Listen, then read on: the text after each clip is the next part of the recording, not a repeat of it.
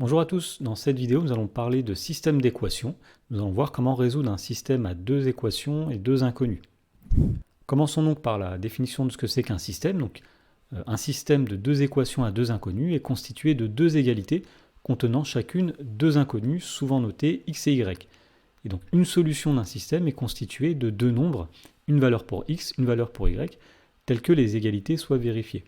Alors, très souvent, on a des systèmes d'équations qui apparaissent lorsqu'on cherche à trouver l'intersection de deux droites dont on connaît des équations cartésiennes. Alors, il y a une méthode à connaître pour résoudre des systèmes d'équations de deux équations à deux inconnus, qu'on appelle la méthode par combinaison. Et donc, pour résoudre un système d'équations, on peut combiner les lignes afin de faire disparaître une des inconnues et trouver l'autre. Et une fois qu'on a une des inconnues, on peut retrouver la deuxième. Nous allons voir un exemple pour comprendre cette méthode.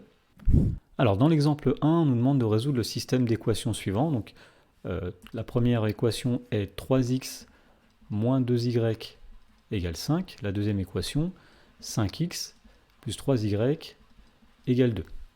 Alors, nous allons commencer par donner un nom à ces lignes. Nous allons appeler la première L1 et la deuxième L2. Alors, comme nous l'avons dit, l'idée va être de combiner ces lignes pour faire disparaître une des deux inconnues. Par exemple, nous allons faire disparaître y. Vous voyez que dans la première ligne, il y a écrit moins 2y. Dans la deuxième ligne, il y a 3y. Alors, si on multiplie la première ligne par 3, ça nous donnera moins 6y. Et si on multiplie la deuxième ligne par 2, ce qui donnera plus 6y. Et on voit qu'en additionnant ensuite les résultats obtenus, les y vont disparaître. Et bien, c'est ce que nous allons faire. Donc, nous allons dire que le système est équivalent à 3x moins 2y égale 5. La première ligne est inchangée. Et nous avons dit que la deuxième ligne va recevoir 3 fois la première ligne plus 2 fois la deuxième ligne. Alors voyons voir ce que ça donne.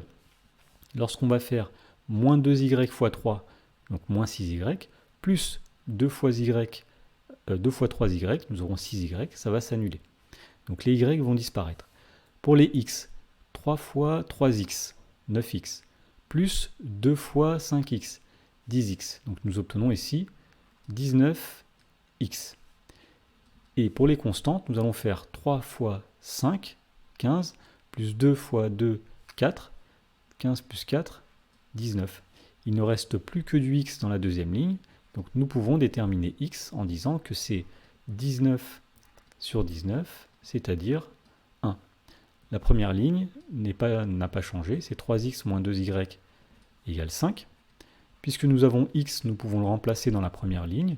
Donc 3 fois 1 moins 2y égale 5. X égale 1. Et nous allons pouvoir déterminer y à présent. Donc nous avons 3 fois 1, 3. Que nous allons passer de l'autre côté. Ça va donner 5 moins 3, c'est-à-dire 2. Donc moins 2y égale 2. Et x égale 1.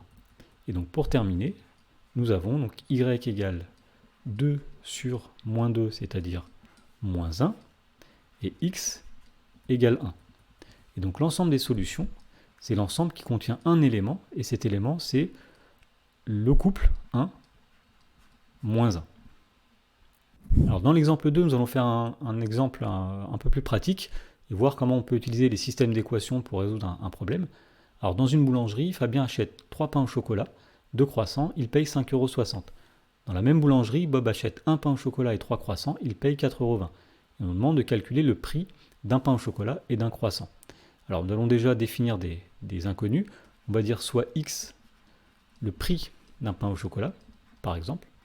Donc x, le prix d'un pain au chocolat. Et nous allons définir une autre inconnue, qui va être y. Donc soit y, le prix, cette fois-ci, d'un croissant.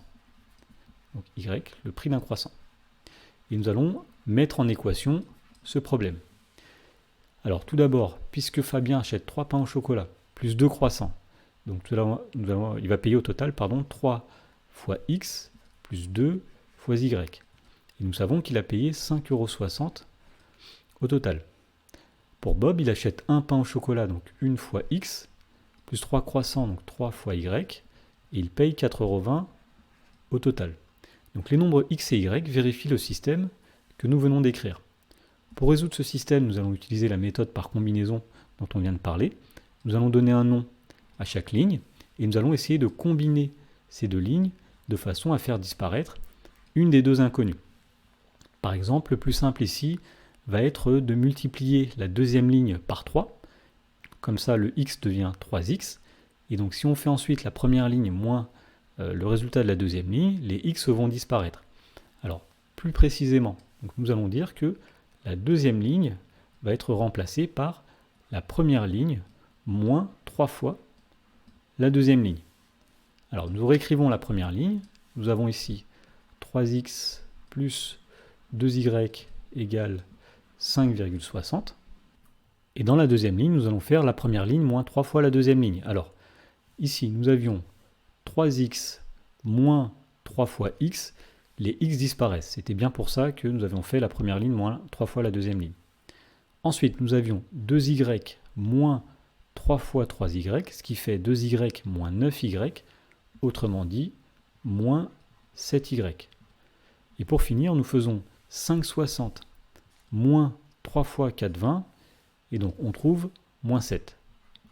Autrement dit, on peut en déduire le nombre y. Le nombre y, c'est moins 7 sur moins 7, c'est 1. Le nombre x, pour le déterminer, nous allons utiliser la première équation en remplaçant y par 1.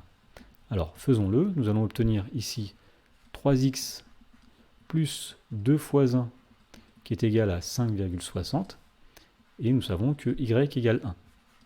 Et donc nous obtenons ici 3x qui est égal à 5,60 moins 2, c'est-à-dire 3,60 et y qui est égal à 1. Donc pour finir, nous pouvons dire que le nombre x, eh bien, c'est 3,60 divisé par 3, c'est-à-dire 1,2. Et y, c'est 1. Donc le prix d'un croissant, c'est 1 euro, et le prix d'un pain au chocolat, c'est 1,20 €.